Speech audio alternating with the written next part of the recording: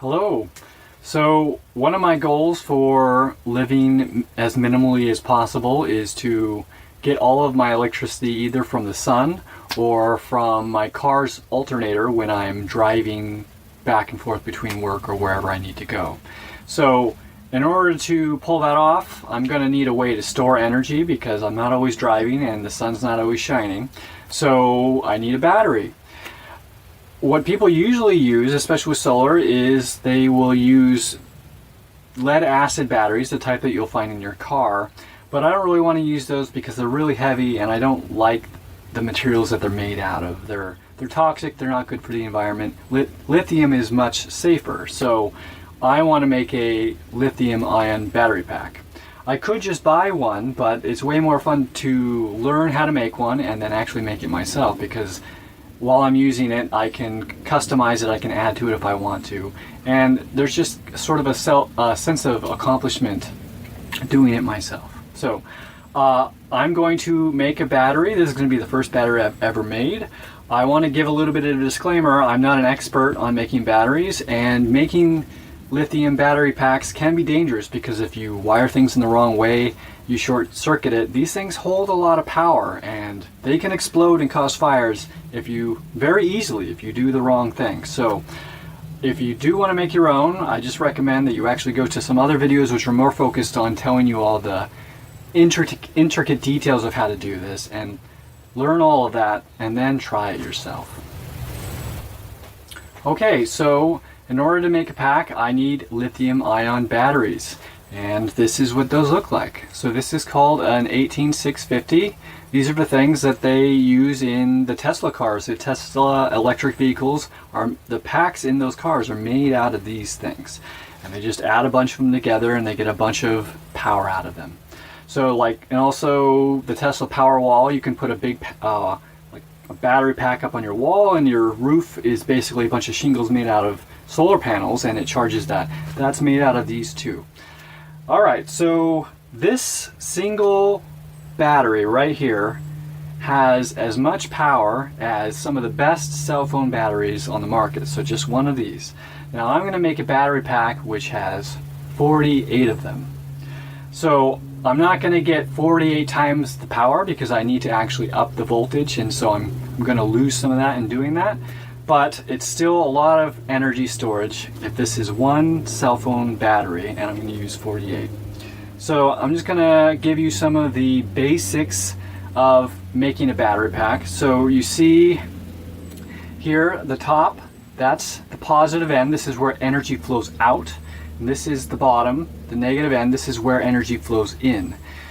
If I want to make a battery pack which has more power but the same voltage, I would put them here next to each other like this, so that both positives on their top, and then I would run a wire across them, and I would do the same for the bottom, so it would have two wires running across, and now I have a battery pack which is the same voltage as one battery but has twice the amount of storage. Now I'm gonna do this 12 times, so I'm gonna get about 12 times the amount of energy storage of a cell phone battery.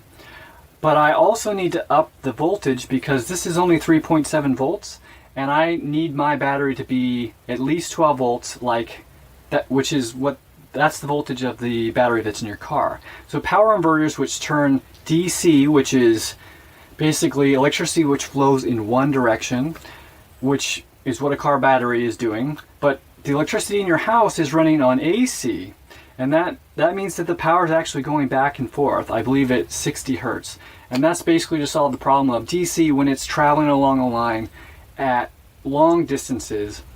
I think it loses a bunch of its energy due to just heat. It heats the wire and it's really inefficient that way. So Tesla, the actual guy, Tesla, came up with alternating current, which goes back and forth like that at 60 hertz, and it solves that problem. So all of our electricity in our house and our appliances are running on AC current.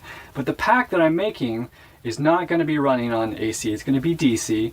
So I need to be able to convert it to alternating current.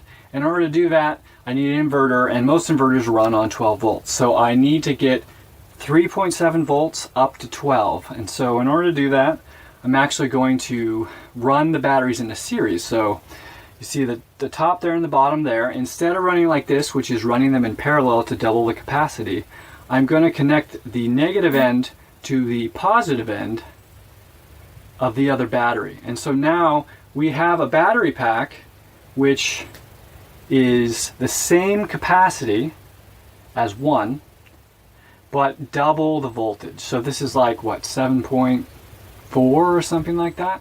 So I'm going to do that 2 more times. So I'm actually going to have 4. Okay, so in order to make the pack, you need a way to actually organize all the batteries together, and then you actually have to run all of the wiring. So I don't have a, well actually I do have a solderer, but I'm not very good at using a solderer, and using a soldering iron can actually damage the battery because it heats it up too much very quickly.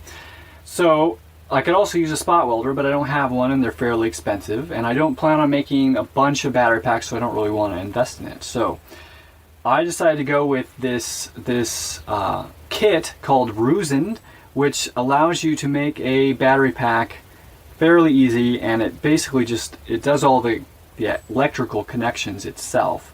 So this is one little piece, and it comes with like I think 100 of these, and you can see in there it's got a little metal spring, and on the other side is a threaded metal post, and this is where I'm going to actually run the connections. So the battery goes in here like this, and then you would have another one on top like that, and then you're going to just do a bunch of these like that. So another nice thing about this kit is they slide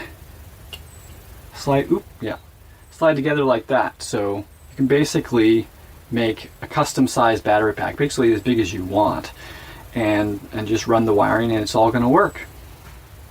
So first I'm going to start by actually making the full 12 parallel that I need to get the 40 amp hours. And this is basically going to be the bottom, and this is what it looks like when I've actually put the batteries in. So I haven't put the top part on yet. Oh, it fell off. You can see that the top, it's basically got the positives going all across. So this is my parallel. It should have 12, but one fell off, so there's only 11. But basically I'm going to run a wire across all these and on the bottom, and that's going to make the parallel circuit and give it the 40 amp hours. Alright, so I've got a couple of rows set up, and I'm going to show you what they look like when they're placed next to each other. So you can see we basically got a row of 12, which has the positive all up. So that's one parallel line. And then next to it we have all of the negative up.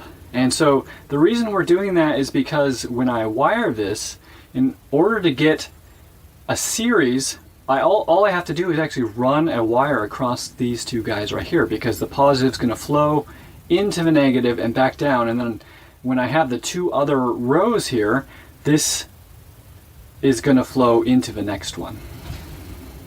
And I also have 2 rows set up which actually have their tops on them, so top and bottom, and they're slid into each other. So now I just need to take those 2 that you just saw, put the tops on, and then I'm going to slide them in here, and then after that I just need to wire it up. Man, that last part took way longer than I thought it would be. It's a little bit difficult to get these all hooked up to each other and lined up, and also to make sure that they all have actually a connection. So you have to check the top and the bottom of each cell to make sure that it's actually getting voltage, to make sure that these things are actually connecting to the battery, because if they're not, the battery's not going to, that specific cell is not going to be doing anything. Alright, so I don't have much daylight left, but there's only a little bit left to do, so I'm going to see if I can pull it off. If not, then I may have to finish this up tomorrow morning. So I'll just give you a quick peek into what I'm doing. So I'm adding these little bars here. So right now I'm making the parallel line, and it's basically just these little metal pieces that fit right onto that post. And then once I've got it going down here and down here, I'm gonna run some lines across like that. Alright, it's getting a bit dark and I still got a long ways to go on this, and there's a couple of the posts that aren't threading, so I'm not able to get the little washers on there. So I may have to do a little bit of soldering just on those couple of posts. Tomorrow morning I'll show you where I got. Alright, it's the next day now, and I got the battery all wired up, and here's what it looks like. So here's the top. It's got these two things coming off. This is the positive end, and this is the negative end. So I basically would just attach things right there in order to get them running off the battery or to charge it. So after you build a battery pack, you got to check the voltage to make sure it's actually coming out at the right amount, the amount that you intended, because if it doesn't, then it means that there's something wrong within the battery. So maybe one of the batteries, or maybe several of them, aren't connected properly. So let me show you real quick how to test the voltage. Alright, so let's see if this thing can actually charge something. So I have one of these. It's basically like those cigarette lighter power things that you find in most cars, and it has just a couple of clamps on it. So I'm gonna hook these up to the battery. And now this thing is live. So I also have one of these, which is meant for a cigarette lighter, and it has two USB ports in it. So just plug this in here. You can see the light came on, so that's a good sign. Now I'm going to try plugging in my laptop, which is at like 3% battery left. It says it's about to die. Let's plug it in, see what happens. Alright, it says it's charging. Okay, let's try something a little bit more substantial. So this here is actually a 150 watt heat lamp. So that's a lot of energy, and it actually runs on alternating current. So we're going to need to convert the DC current that this puts out into alternating current. So I'm going to do that using a power inverter. So this thing connects to a car battery charger, just like the one that we have here. So I'm going to plug this in, and then I'm going to turn this on. It's got a fan in there to keep it cool, and now I'm going to plug it in, and there we go. We got 150 watts of heat and light coming out of this, all from this battery right here. Okay, before I wrap up, I just want to reiterate the warning that I gave you at the beginning. These things have a lot of energy in them, and if you wire them incorrectly, then bad things can happen. So it actually happened to me while I was working on this. So I was laying these lines which go across, and one of them fell and connected one of these two, in between one of these two gaps. Any of these two gaps, or this gap right here, would create a short circuit in the battery and cause big problems. So basically, as much energy as a piece of metal can handle will flow through it, and that's a lot for something like this. So it started making smoke and sparks very, very quickly, and then there was actually a little bit of a flame that was forming, and I had to use like a screwdriver to quickly get it off of there as fast as possible. And then this thing was way too hot to touch. So you can see, maybe you can see how it got all charred up. So basically, just be careful if you're making one of these. And another thing is, this thing, if anything metal, like if I put a screwdriver in between these, then it's going to short circuit. So I need to find a way to protect this from anything metal touching it. And I'm not quite sure how I'm going to do that. I might find, like, wrap it in electrical tape. I might put like a plastic shrink wrap around it. So you like wrap it and then you use a hot air gun and it shrinks around it real tight. Something like that, but I gotta find a way to make sure this thing doesn't cause any problems accidentally. Alright, so I hope you enjoyed this video, and if you did, I hope you give it a like. And if you'd like to see more videos like this in the future, I hope you'll give me a follow. Alright, have a good one.